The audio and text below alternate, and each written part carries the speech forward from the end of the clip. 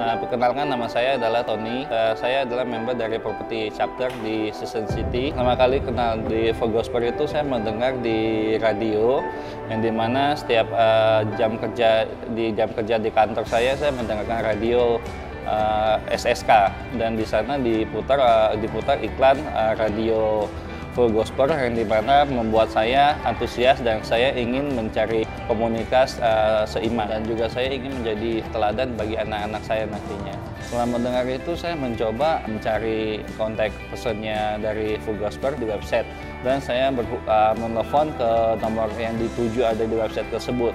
Dan puji Tuhan, besoknya saya dihubungi oleh Ibu Devina dan saya diperkenalkan dengan Jakarta Property Chapter ini. Perubahan pasti ada.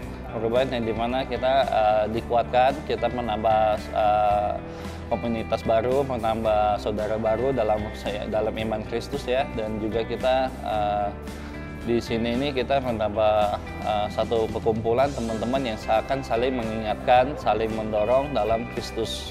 Untuk kedepannya saya ingin lebih baik, dan saya ingin iman saya lebih bertumbuh. Saya akan membawa kabar baik ini kepada teman-teman saya yang khususnya belum percaya maupun yang sudah percaya, yang dimana daripada mereka pergi setiap pulang kerja mereka pergi ke kafe atau ke klub atau kemana, lebih baik kita sama-sama mengisi di dalam komunitas ini, saling menguatkan, saling mendorong dalam iman.